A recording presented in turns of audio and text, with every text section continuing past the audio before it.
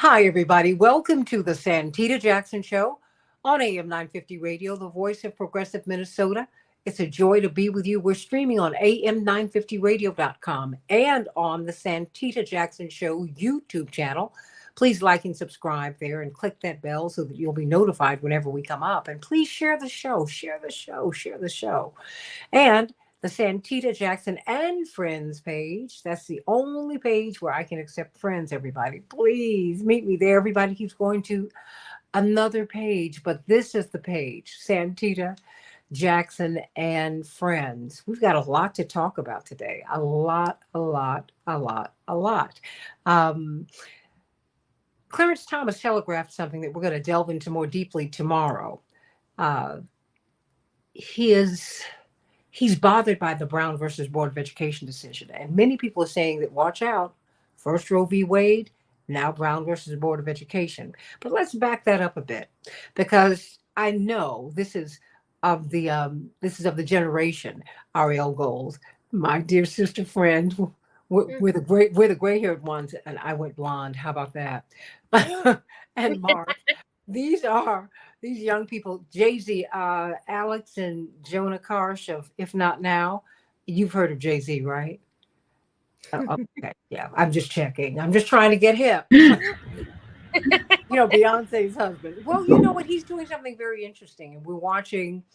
We're watching a lot of these really iconic figures from hip hop take some positions that are quite conservative, quite frankly. Not like Chuck D back in the day, my day, but in your time, they are very supportive of Donald Trump. Um, and it's interesting. Well, it turns out Jay Z is working with a billionaire by the name of Jeff Yass to push school vouchers. School vouchers are problematic for many of us who really support public schools because um, for all of the monies that we redirect to charter schools and these private schools, that's monies that have been taken away from public schools. And whatever you say about public schools, they've produced some of our greatest athletes and musicians. I mean, you don't hear about charter schools giving you a Roberta Flack, a Donny Hathaway, a Leontine Price, a LeBron James. No, um, they don't do that really. A, a Michael Jordan. They come out of public schools. So, and some of our greatest, just some of the greatest talent in the world. I mean, that's the point. Well, and our children, while they can get processed into these charter schools and into these private institutions that are publicly funded, they are also most readily attrited or kicked out. And their test scores are not as high. And most of us hear private in America and we say, oh, it's exclusive. You're excluding people. So you've included me. So it must be better. No, that's not true. It's not true. And the fact that they're working with Jeff Yass is working with Rock Nation to dispense $300 million to these parents who are desperate for their children to have a chance. Well, I want to know what you think about it because I think it is problematic. It is problematic. So we'll be talking about that. Um, but really, you know what? Let's start off with APAC. We heard some months ago that they were putting in $100 million to take out these progressive candidates, most of whom are Black. But they've also had the fortitude to stand up to the the Israeli lobby and really just to injustice, because that's not all that the squad and other progressives have done. They've really stood in the gap for Americans who are really on the downside of advantage. And so let's talk about that because now we're finding out, Jonah Karsh and Alex Nelson of If Not Now and Ariel Gold, my sister, executive director of the Fellowship of Reconciliation. Oh, Mark Fancher, a brilliant lawyer and author, National Conference of Black Lawyers. Now we're finding out that the GO they are working with the GOP, with the Republicans to fund the attacks upon these progressives. What does that mean? I mean, they're putting a lot of money. Remember, Hill Harper, the brilliant actor, was offered $20 million to get out of his Senate campaign to run against Rashida Tlaib. And this is happening more and more more and more frequently, but not in APAC is not doing it.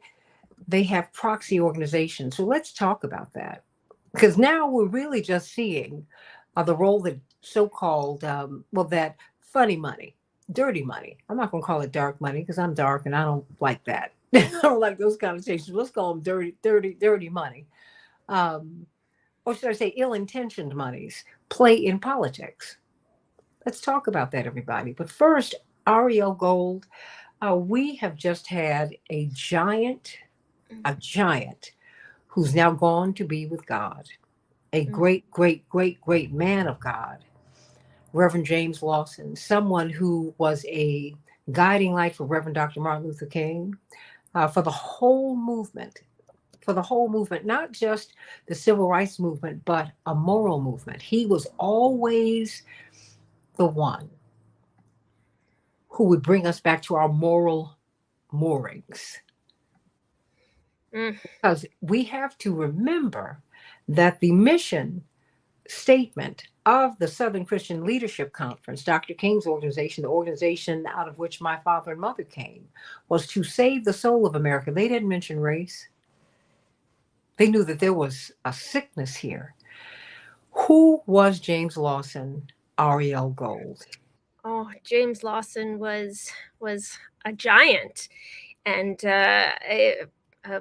Martin Luther King called him the architect of the nonviolent movement in America and the leading theorist and strategist of nonviolence in the world. I am honored to today run the organization, the Fellowship of Reconciliation, that Lawson joined during college and then became a staff member of during the first Freedom Rides, which he helped organize on behalf while working for Fellowship of Reconciliation. And we're just right now kind of going through our archives of this span of body of work that we're blessed to have journeyed with him on. And we've done a number of interviews with him throughout the years, including just in the last couple of years. And one of the things about him is he always held so firmly and beautifully to the reasons of using nonviolence. Both the reasons as a tactic and a strategy, why that would be a superior tactic to armed struggle, as well as theoretically and spiritually, from his faith. He was a conscientious objector to the Korean War, and never wavered in his belief that we can build a better world, and we do that through nonviolence, so that we are building the society that we want to live in, as we resist the structures of violence and oppression that prevent that. Reverend James Lawson, a giant, and he was teaching right up until he made his transition. And so the Bible tells us to mark, to cry at birth, and to rejoice at death. And so he has gotten his heavenly reward. But I'm so glad that we were able to occupy the same time and space as such prophetic anointed man as Reverend Dr. James Lawson. May he rest in peace as he has a reunion with Reverend Dr. Martin Luther King and C.T. Vivian, Reverend C.T. Vivian, and Reverend James Bevel, and Mrs. Amelia Boynton, and Reverend Dr. David Abernathy. Oh my goodness, what a great getting up morning it is. I know they welcomed him into heaven, and thank God for you, Reverend James Lawson. Thank God. Well, everybody, let's talk about what's happening with the GOP. You know what? I'm going to let you lead off on this, Jonah, because you have been really, I mean, I think he's going to do a holy dance, Ariel. He is Mm. filled with, he wants to talk about this. And I've gotten a lot of phone calls from him about it. And I'm not mad because, I think in this moment, a lot of things are being revealed.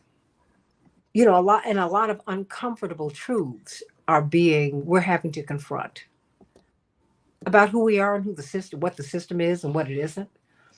And so, talk to us about the GOP and APAC and their attacks upon these progressives who are mainly black candidates. You know, really, it's pretty awful.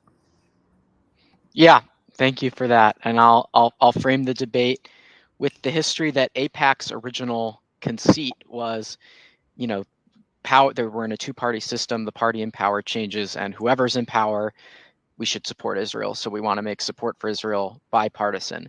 And they started to see that as the Palestinian struggle became more something that people in this country started to understand more as Palestinian Americans themselves became more enfranchised in our political debates.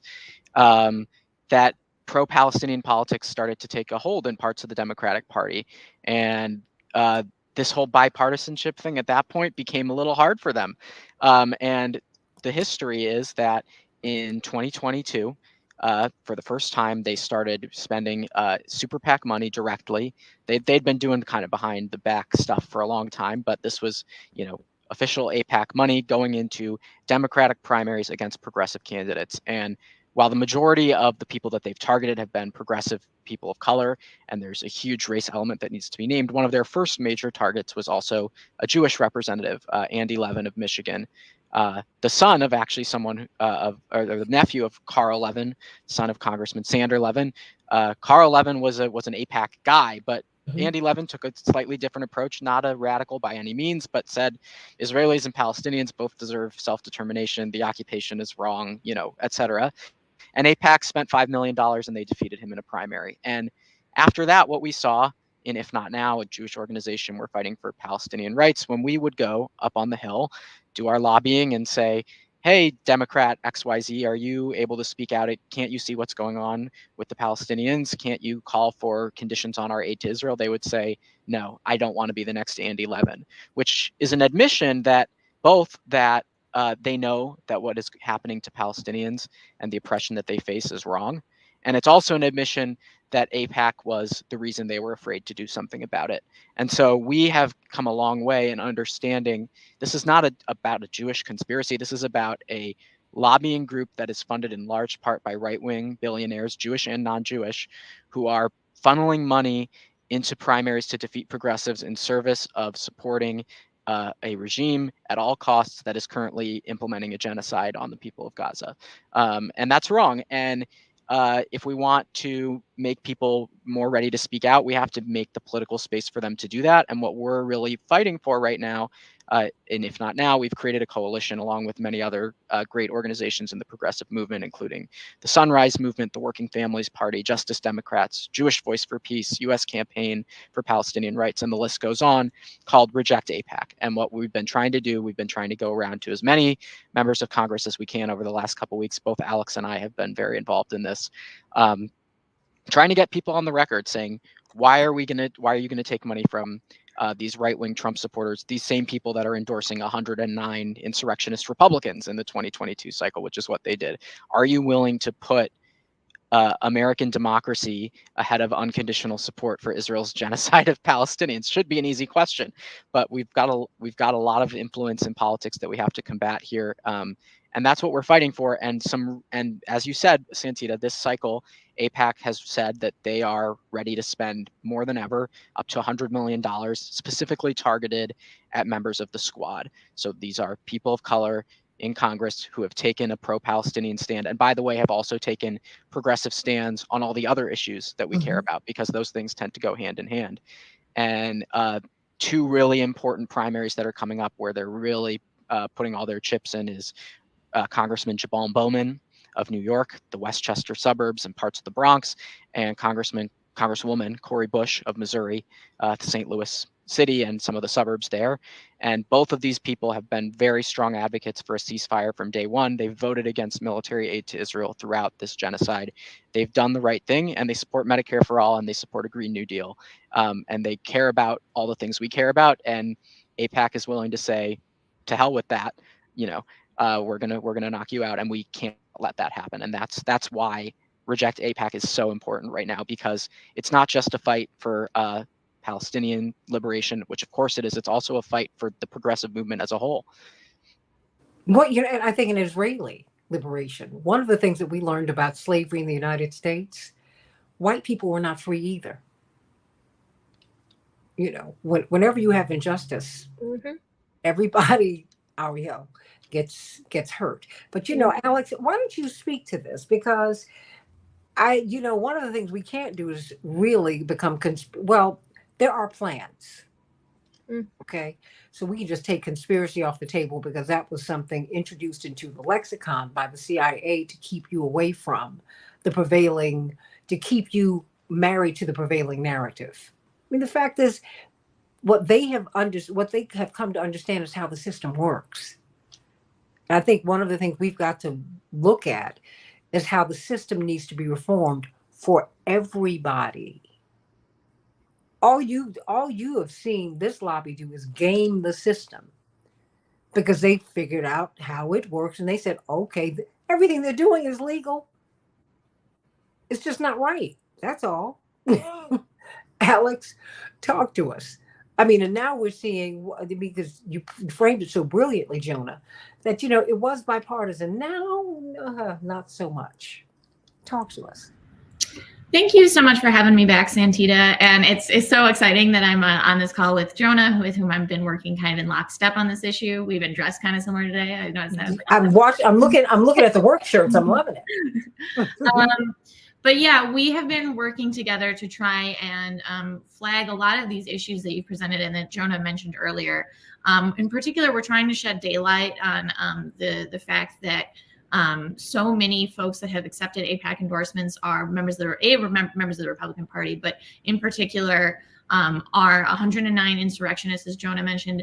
AIPAC is also happy to endorse and finance candidates that are anti-abortion and anti-choice candidates, which we know is a major hardline issue for a lot of Democratic voters. So I think a big part of what we're working on is shedding daylight on some of this, because it really is a turnoff to people once they discover these kinds of things. They really do very quickly have a different understanding of AIPAC and what their actual end aims are.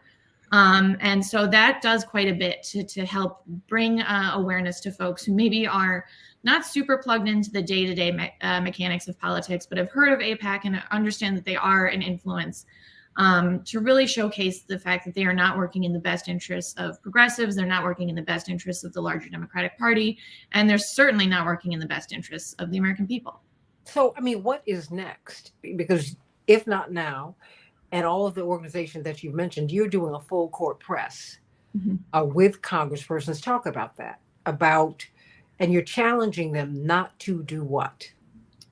We are challenging congressional representatives and elected officials on any level of government, really, to commit to rejecting any future campaign contributions or endorsements from AIPAC or their affiliates. And this would also include AIPAC-backed trips to Israel. This is something that they will often offer elected representatives. It's under the veneer of come and learn the history, but it very much so is a propaganda trip. And it is meant to create the circumstances under which people feel comfortable providing unconditional military aid and funding for Israel. We know it's also a requirement, really, when you get on the Hill. I mean, it is. And, and that's why we can't be afraid. We can't gaslight people. We can't be afraid to talk about this, because I think that's what's so compelling about this conversation, Ariel, that we're now talking, we're saying the quiet part out loud. This is something, with all due respect, Alex and Jonah, this predates you. It predates me even, and Ariel, and it predates Mark. I mean, it's just it's just become more intensified, I'd say, over the last 50, 40, 30, 20, 10 years. It's just, I mean, because this is what almost pushed Reverend Jackson out of the president. Well, it wasn't going to push him out the presidential race, but these same forces literally threatened to kill him and tried to take him out of the race. I mean, that's how it worked. But I think it's important for us, Ariel, to continue to emphasize, even when you look at all of these struggles, this is not. Let's not paint Jewish people with a broad brush on this, because some of the greatest allies in the anti-apartheid movement, the Jewish community in South Africa, and some of the biggest opponents too. I mean, and then you had some black people who sold black folks out too, but by and large, black people did not do that. And I hope that, that people who are listening to this conversation will have that as a takeaway. But Ariel, we have to also be honest about the fact that this really puts the corruption in the political process front and center. Ariel? Absolutely. I want to speak to the changes we've actually seen in the past decade, because AIPAC used to have so much control over Congress, truly bipartisan. I remember maybe a decade ago when I was working for Code Pink at the time, and we did these annual protests of AIPAC, and we would spend time when there was a fresh new Congress, right? Freshman members coming in, going around and asking them, please do not go on the AIPAC junket and do not attend the conference. And I think it was 2016, 2018, that things started to change, and being affiliated with AIPAC started to be a liability. And because we had done this for a while, I have to look back now and see if I can find it, but we had a spreadsheet of all the freshman Democrats in Congress, because we were asking them not to go on the junket.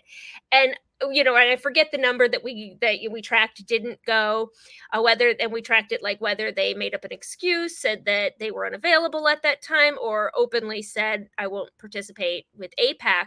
But then, because we'd been doing it for years, we looked back at previous years, and it was monumental. I think in some previous years there were only maybe a handful that didn't go, and they made excuses not to go. And it is now, thanks to the good work of If Not Now and so many folks and organizations, so many more people, and especially progressives, are aware of the problems of AIPAC and associate AIPAC with the election deniers and with the ways that they seek to undermine our democracy. I mean, there was a time when they got people out of Congress if somebody did not toe the line the way they said, and the names just aren't coming to me right now, but in the 1990s and the 2000s, they Findlay wrote the book, right? But they'd have to dare to speak out, and they'd say to folks, to their donors, because they didn't donate directly, but they'd say to their donors, you give to this challenger, and snap your fingers, that person was gone. Yeah. And there were numerous ones that it happened to. And these days, we saw Jamal Bowman oust Elliot Engel like an AIPAC superstar.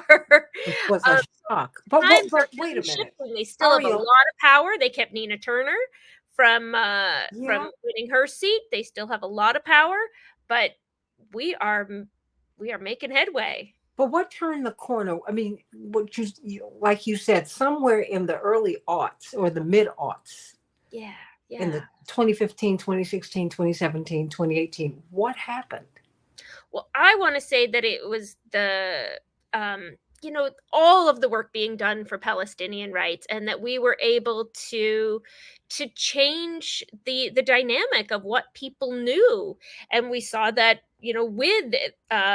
with the birth of If Not Now, right? With Jewish youth saying, oh my God, I've been lied to.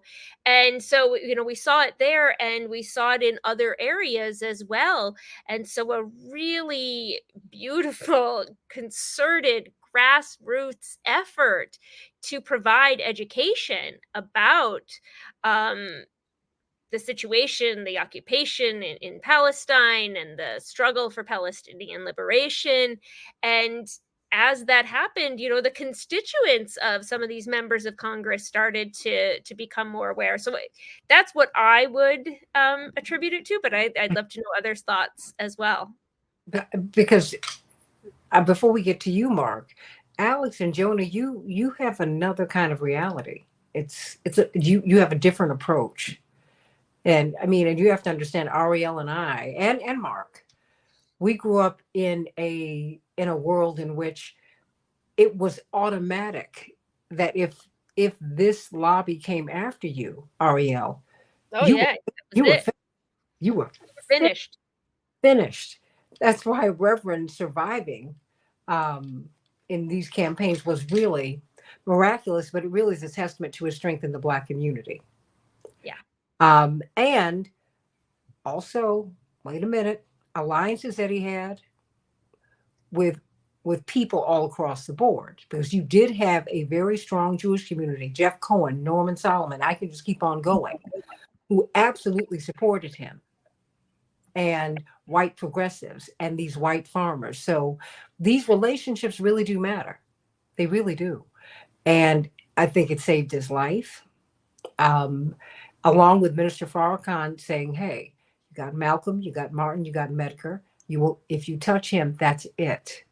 We have to understand that there have been a lot of, I always share these pieces with you, Jonah, when I speak to you just personally, and Alex, because it's important for you to understand when you see Medea Benjamin, what her passion is rooted in, and how she feels betrayed.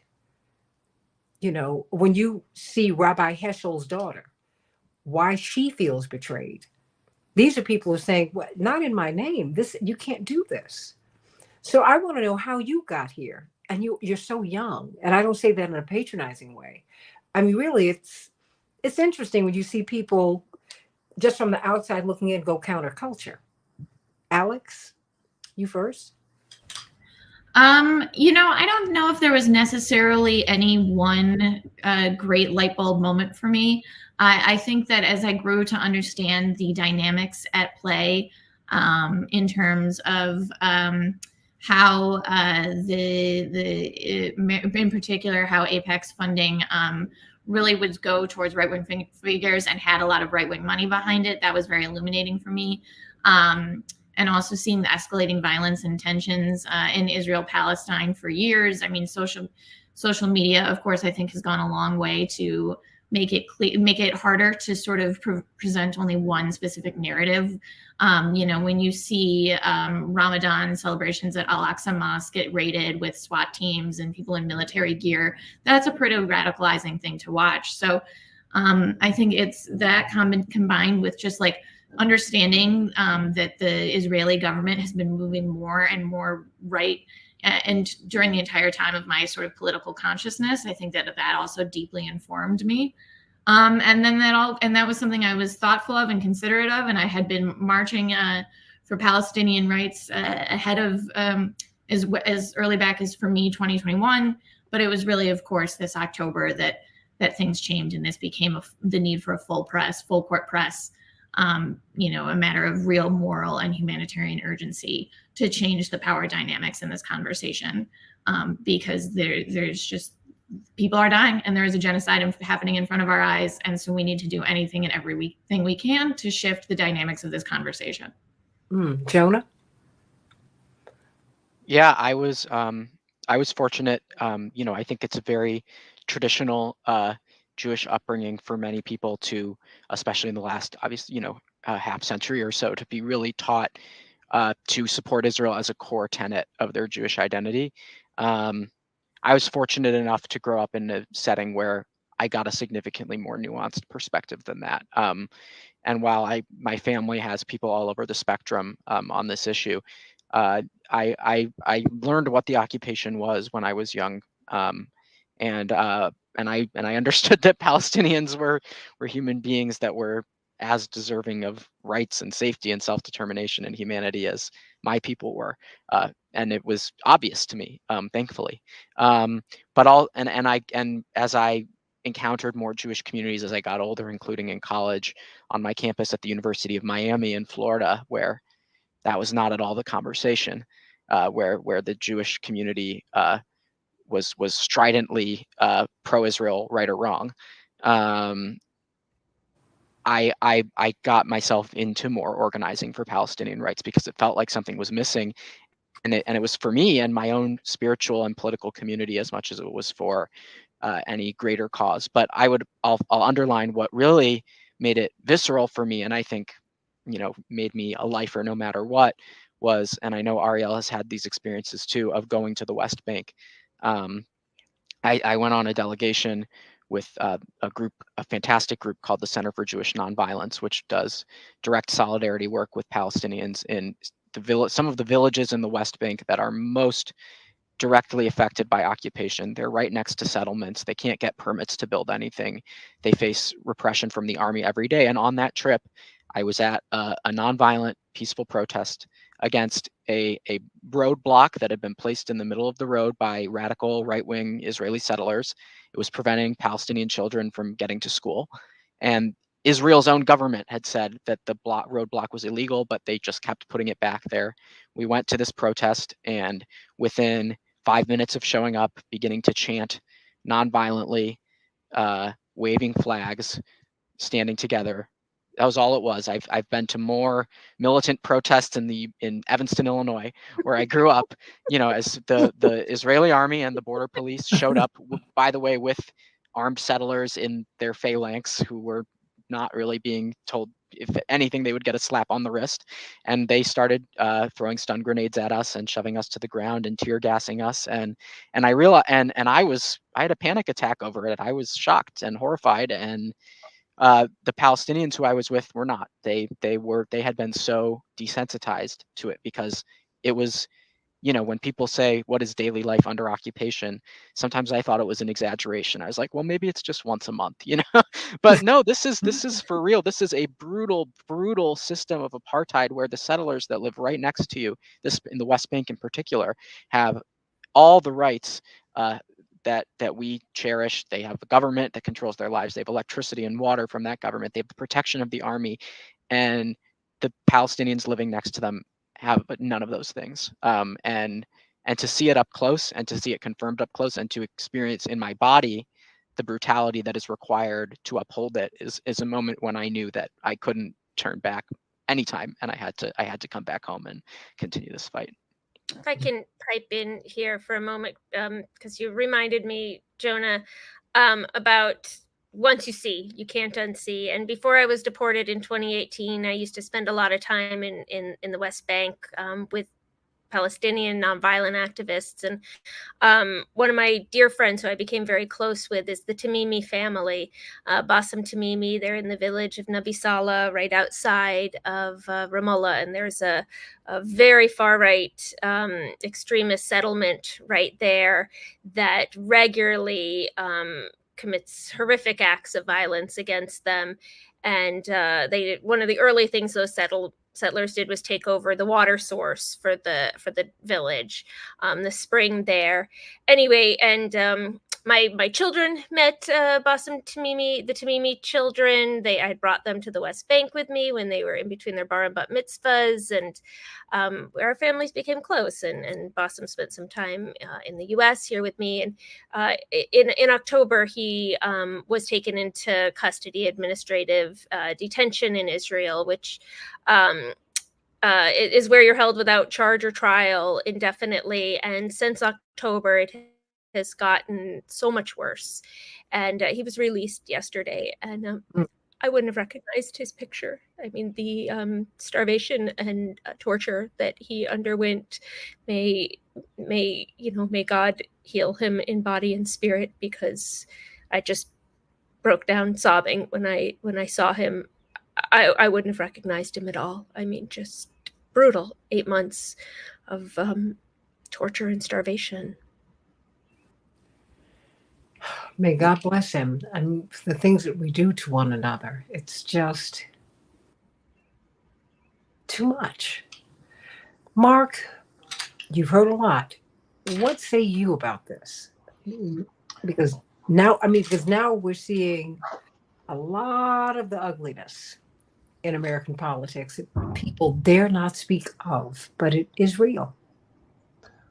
Well, I think that's really the key. And I think that it will be a missed opportunity if APAC's activities are responded to strictly within the context of an effort to save good candidates.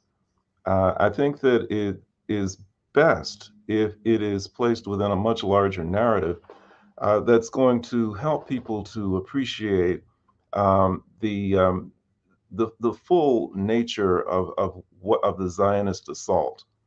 And I think that, I try and analyze things dialectically. Certainly, the overwhelming negatives of what APAC and Zionists do generally is quite obvious, and that makes it overall negative. But there is good and bad in everything. There's positive and negative in everything, and I think it helps to overcome something of a negative phenomenon if it's possible to observe what is the positive within it to help expose its vulnerabilities. The positive aspect of what APAC is doing is that it helps to make even clearer the distinction between, secular political Zionism and people who are sincere and genuine within the Jewish community, who stand firm on the principles of their faith. And I think that one of the disservice, if not the crime, that was committed by Zionism as a movement is that it used the anti-Jewish hatred, which was real and which is real, as a method of galvanizing support for a movement which has been destructive not just to the Palestinian people, but to the Jewish community as a whole. And what I mean by that is this, that if you look at what happened with the Black community in the United States, in the South in particular, facing enormous hatred and bigotry and oppression, the response to that, the reaction to that was, and I think it's significant to say this on the date that James Lawson has gone to be with the Lord. The response was, we will look to our faith to try and overcome this enormous hatred that we're facing. And fundamental to the civil rights movement was the idea that we will help people to recognize and understand our humanity, to relate to it, and to join with us as brothers and sisters in a community of love. And that was a very powerful thing. It was, it created a dynamic within the entire country that set the stage for whatever progress, people of African descent have been able to make in this country. The response of the Zionist movement to the hatred that the Jewish community faced was, they all hate us, and so therefore we will overwhelm them with force and with power and a level of hatred of our own. And that has proven to be extremely destructive because not only did it cause great destruction among people who are Palestinian, but it inspired even more opposition and more hatred toward people who were just by nature, just because of their religious faith, were associated with these violent Zionists. And so the acts of what many call anti-Semitism increased, and acts of so-called terrorism increased as a reaction to Zionist violence and Zionist hatred. And I think that the worst thing that was the product of all of this is that it perverted many within the Jewish community with respect to their religious faith. Because the things that Zionists do are completely inconsistent, in stark contradiction with the most fundamental principles of Judaism. It is a pure faith. It is a beautiful faith. It is a beautiful religion. But in the name of Judaism, These people engage in mass murder, discrimination, oppression, torture, harassment, which are things that God does not smile on. And it drags unwitting and unwilling people who adhere to the faith along with this movement. And so I think that the great opportunity that all of this presents is to draw an even more stark distinction between those who are proponents of this secular movement and the real Jewish community, the people who are genuine in their faith, so that it is more difficult to say that because you oppose the crimes that are committed by Zionists, that you are therefore anti-Semitic. No, you are anti-Satan. Mm. I mean, you are fighting evil, and you are upholding and uplifting through your opposition to their program what God stands for in the most fundamental of Jewish tenets. And so I think that that's the great opportunity that this presents that I hope people won't miss. You know, I hear you. I mean, does that resonate with you, Jonah, Alex, Ariel? Ariel, why does it resonate with you?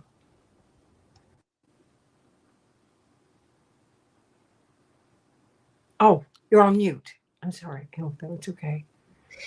Well, I think we watch, especially right now, what I consider a perversion of the Jewish faith, and it's similar to Christian nationalism, or not just similar, but the same Yeah. perversion of Christian nationalism or Hindu nationalism, the taking of our sacred texts and teachings to twist them for hatred and violence, for inequality. I mean, we just saw this past weekend the most horrific massacre of civilians, and our president here in the US is yet to acknowledge this grotesque. It's not even an imbalance. So 4 Israeli hostages were rescued, and Baruch Hashem, I'm glad they are home with their families. But in the rescuing of them, 1 Israeli soldier was killed. 3 Israeli hostages still being held were killed. And it looks like around 300 Palestinians, so many of them children. And that doesn't even really convey the death toll, because the injuries as well, and taken to medical facilities that we wouldn't call medical facilities, because they don't have the equipment, the room, the medicines. I mean, they were doing amputations in the hallway on the floor of children. And these are the children that survived. And how that can be carried out in the name of my Judaism, of what is so holy to me, just boggles my mind and my heart. And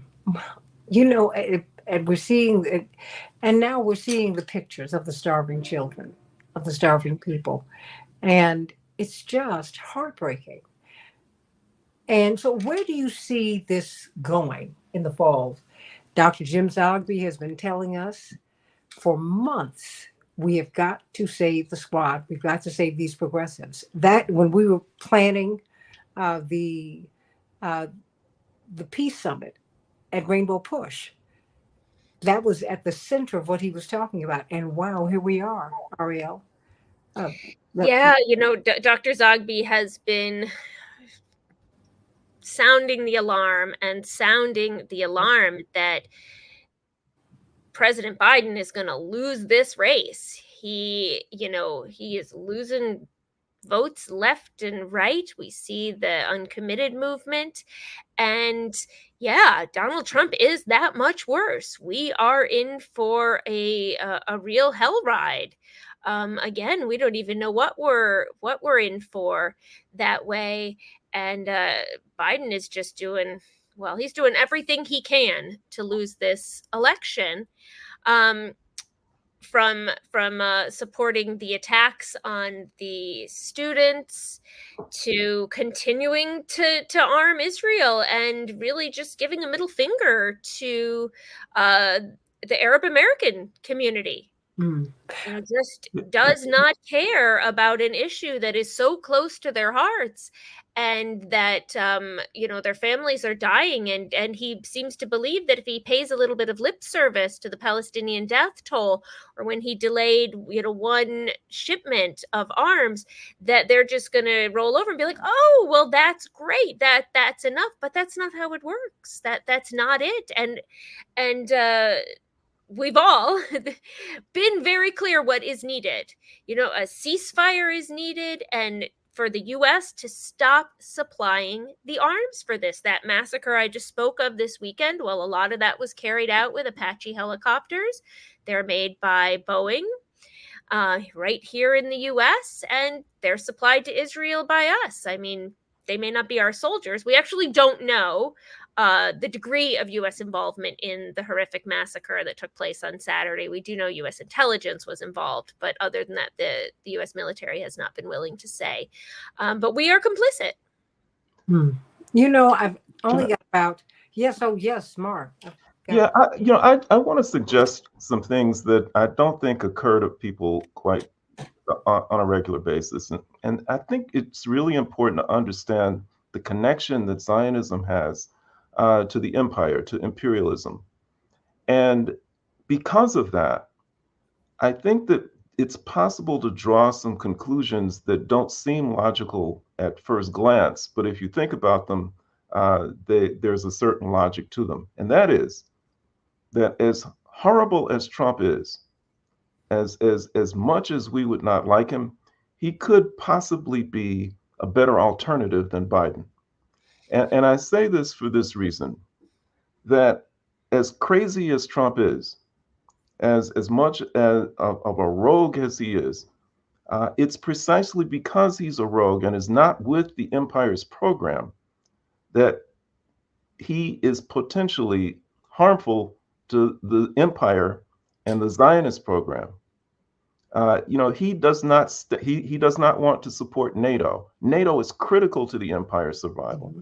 He does not believe. I mean, he's willing to deal with Putin. He's willing to do all of the things that the imperialists don't want to do, which is why I say this and people laugh at me, but I don't think that he's even going to be the nominee in November. I don't think Biden will either, actually, as outrageous as that sounds. But if he is, and if he wins, then if he is true to what he says in terms of not going along with the imperialist program, that could have unintended consequences that are favorable to those who are concerned about what's happening right now in Palestine. And God works in mysterious ways. He really does. And this seems totally illogical and inconsistent with what we know. And I think most of our conclusions about him are based on his character, his insanity, his arrogance, his narcissism, and all of those things. But those are the very qualities that could be very destructive to the imperialist program. Well, let us be very, very clear. He told one of the prominent Jewish journals, look, you all are making a big mistake here. This is a PR disaster. Now, okay, Alex, Jonah, and Ariel, and Mark, he was not using a moral argument. I got that. But he said, you got to stop. And yeah, he said, you must return to peace and normalcy. Well, there was no peace. There was quiet. Normalcy, I don't think so. But he did do that.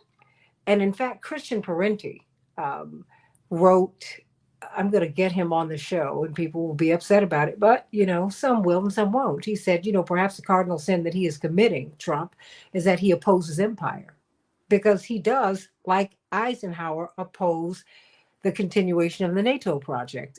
And look, let's be clear. NATO is the imperial army. And they're conducting all of this wickedness everywhere. And this is just this is unsustainable what we're doing, and I think that's why I applaud what you all are doing, as you really, if not now, you've taken the lead on challenging these elected officials not to accept this money, and I completely support it. I have 1 minute for you, Alex, and 1 minute for you, Jonah. Alex. Thank you, Santita. Yeah, I mean, we're just going to continue pressing and pushing and doing everything we can to make APAC toxic to the Democratic Party.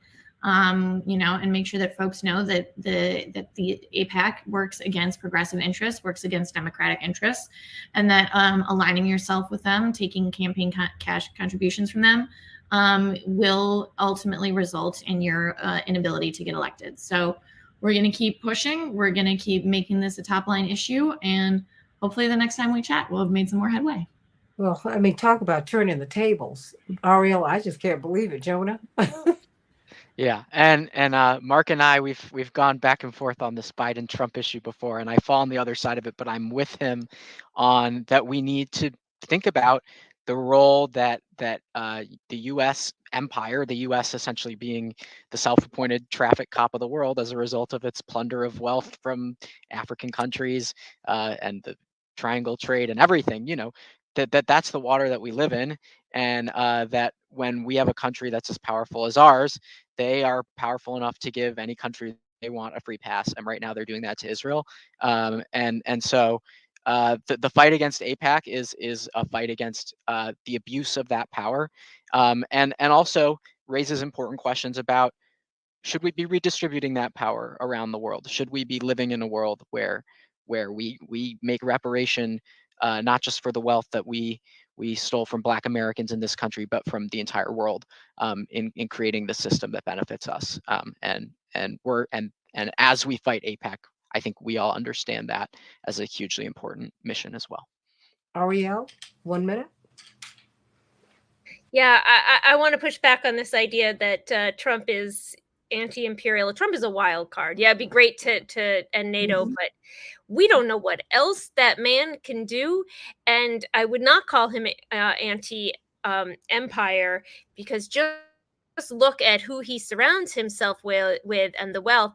And don't forget that under Trump, we saw the U.S. Embassy be moved. Jerusalem. Yes, the U.S. Embassy be moved to Jerusalem, and recognition of, oh God, I'm just getting older here, forget the name. No. Area. Wait a minute. It's called a traffic jam. But and we know that, and where this comes from with Trump, I would say, is this isn't coincidence. Trump is very close to his family, and Trump cares very much about his family, and his daughter and his son-in-law are far right extremist Zionists, and they are very smart. Jared Kushner, he looks to me like that's his whole sandwich, but he's not his whole family. He's exactly, and he's not dumb with his intentions and his aims that way.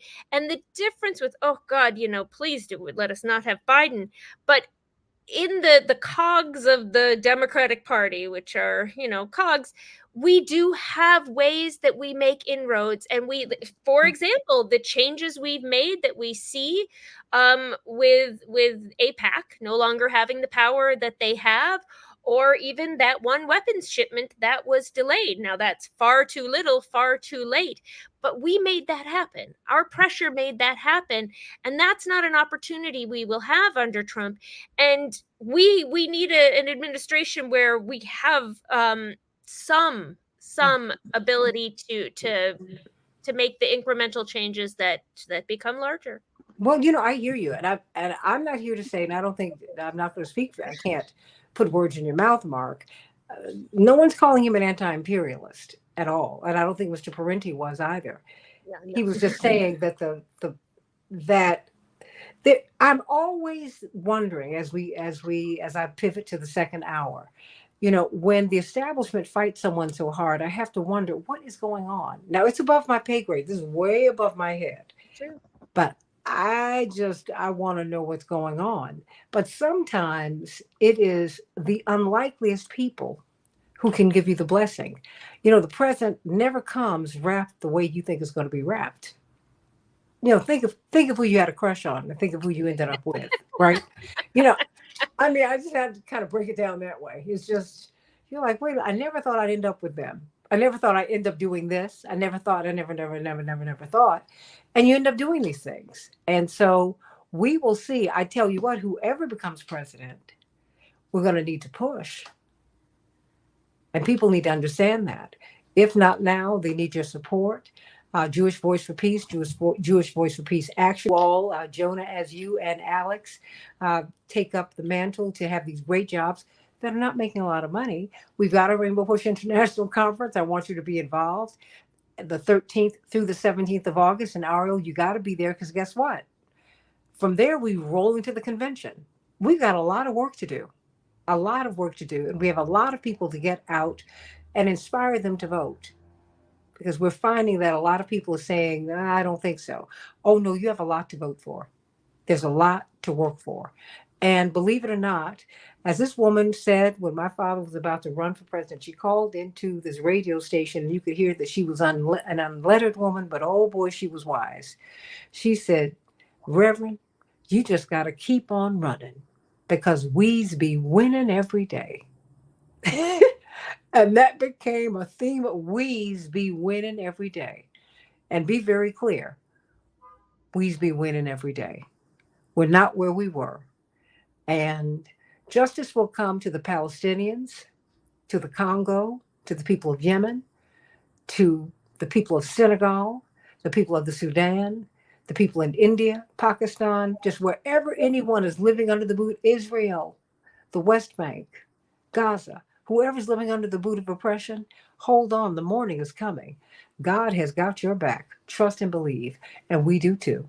Sending you all so much love. Coming up, let us talk about, oh my gosh, it just never stops. I never know what stories to choose, everybody. We will talk about, well, you just stay right there.